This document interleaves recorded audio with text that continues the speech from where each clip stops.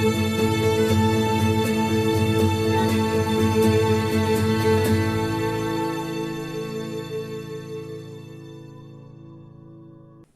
noite, meu irmão, boa noite, minha irmã, graça e paz a todos. Amados, nós estaremos nesta noite estudando o panorama bíblico da Epístola de Paulo aos Filipenses.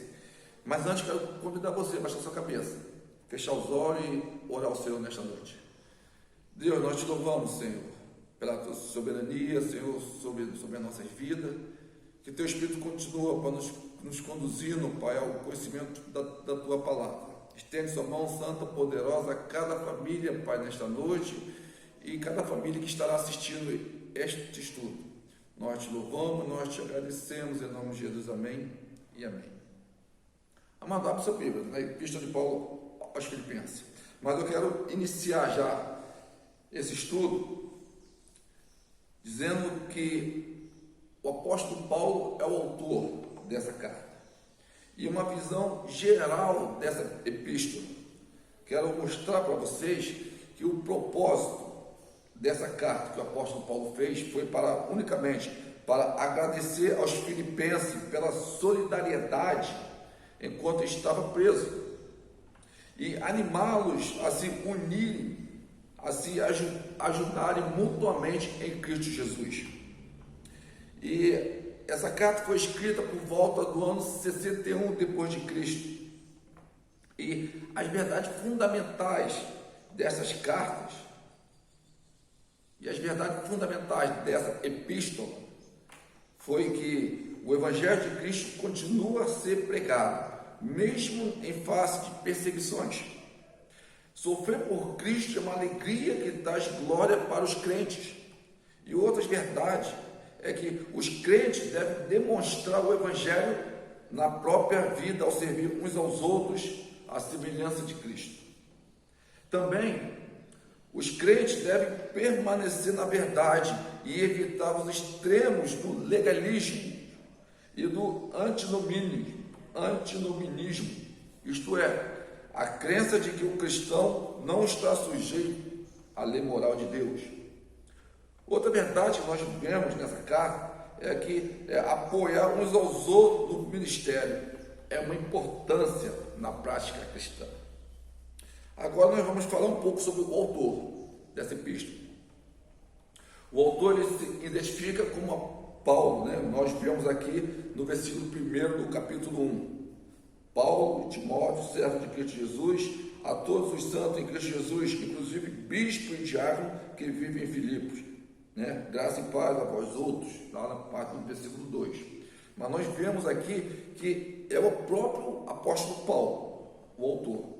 E a afirmação também explícita e confirmada pelo fato de que, com unanimidade, a igreja primitiva atribui essa carta a Paulo, com base em suas inúmeras referências pessoais e a sua semelhança aos outros escritos do apóstolo Paulo. O envolvimento inicial de Paulo com a igreja de Filipos está registrado lá em Atos 16.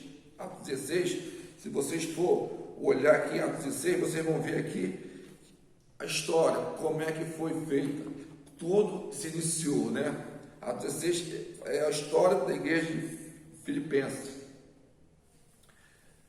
E vai ver no versículo 6, no versículo 10, que Paulo foi impelido por uma visão. E eu quero ler isso para vocês, está aqui. Diz assim, né? 6 a 10. Diz assim, versículo 6 a 10. E percorrendo a região frígia do Gálata, tendo sido impelido pelo Espírito Santo a pregar a palavra na Ásia, defrontando a Mísia, tentando ir para Bitínia, mas o Espírito de Jesus não o permitiu, e tendo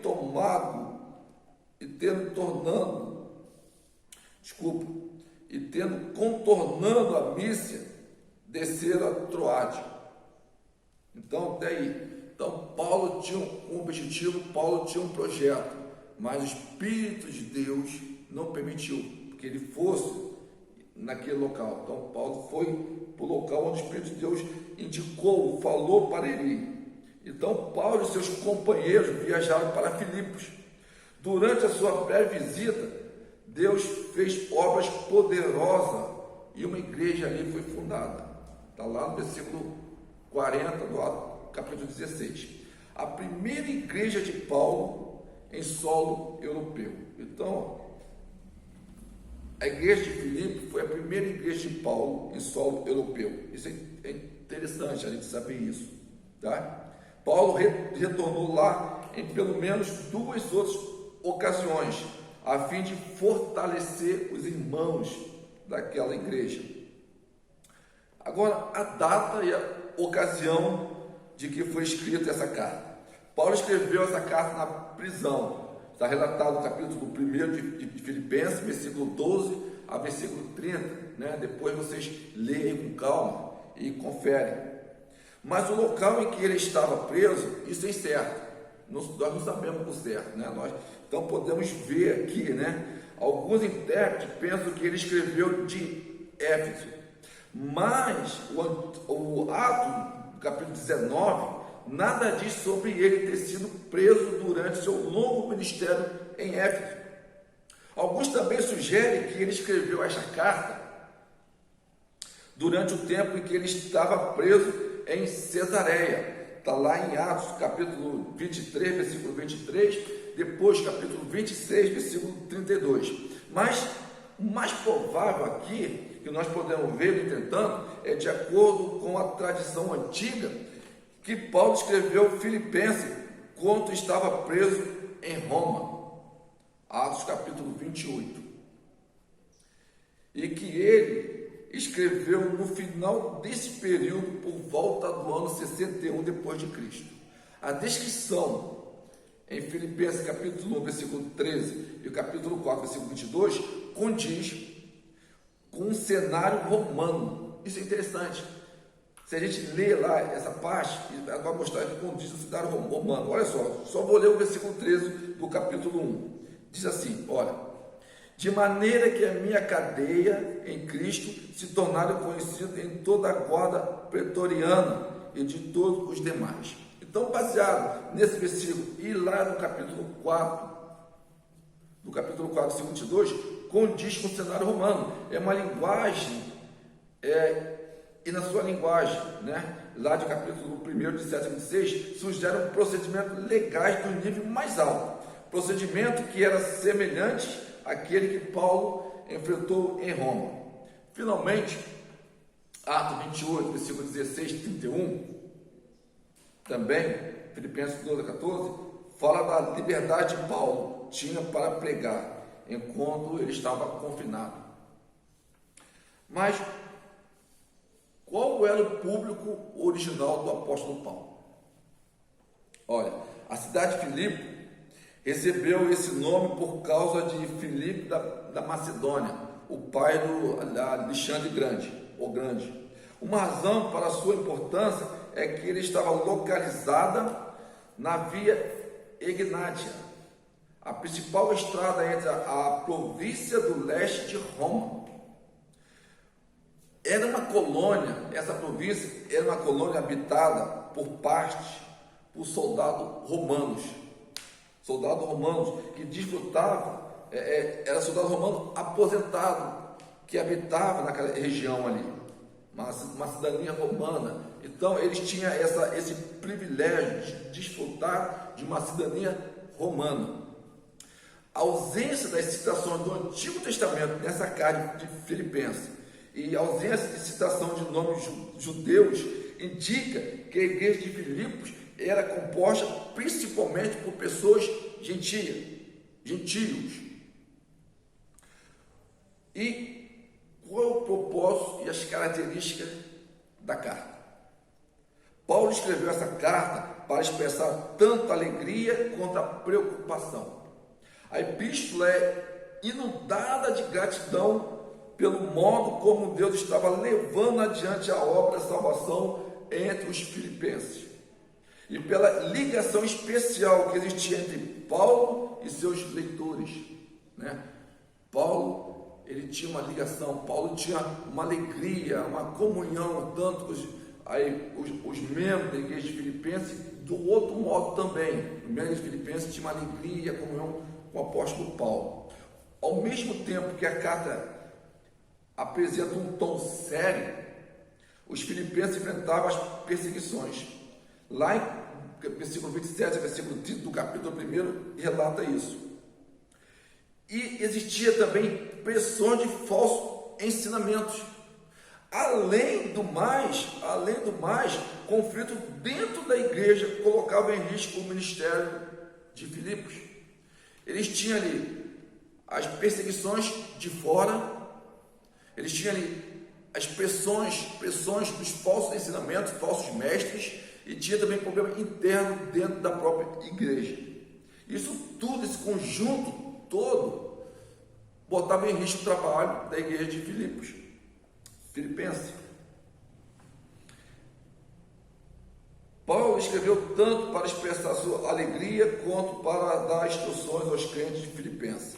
Ele enfatizou principalmente o seguinte tópico. Então Paulo enfatizou esses tópicos. O primeiro foi a afeição de Paulo por seus leitores, a afeição de Paulo pelos membros dessa igreja. Essa epístola mostra amplamente a ligação especial de amor que Paulo tinha pelos filipenses. Está lá registrado no capítulo 1, versículo 13 e 8, capítulo 4, versículo 10 a versículo 19. Ele havia sido fiéis ao seu apoio. Eles, a igreja, haviam sido fiéis em seu apoio ao ministério de Paulo. E a disposição deles de sofrer juntamente com ele pela causa de Cristo era uma fonte de incentivo para Paulo.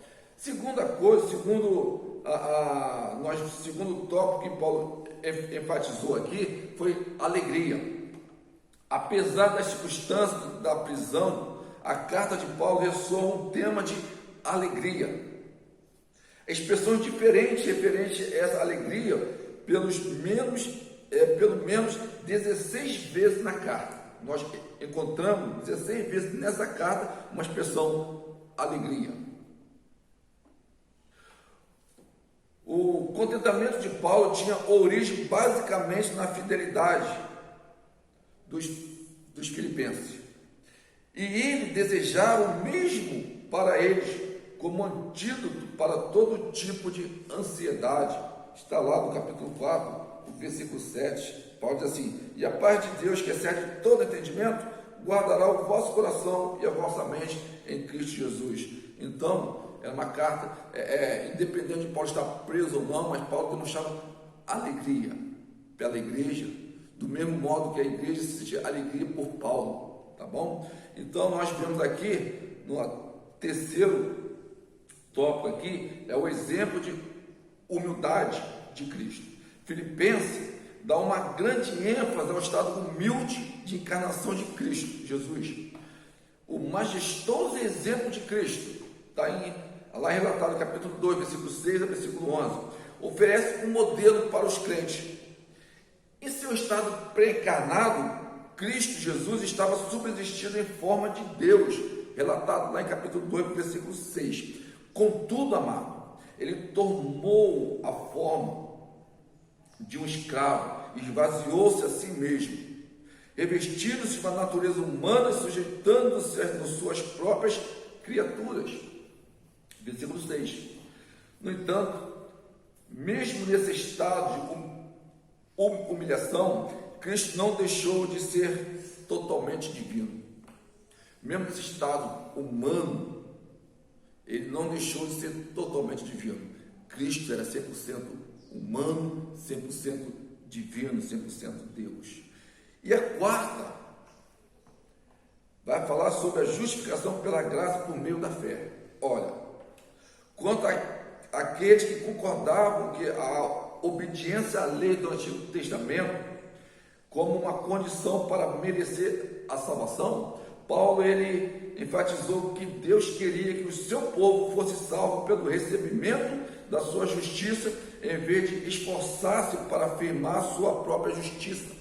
Embora, amados, Paulo tivesse sido escrupuloso, perceber que escrupuloso na sua obediência à lei, ele veio a perceber que essa confiança em tal obediência era um grande pecado, porque isso o impedia de confiar em Deus.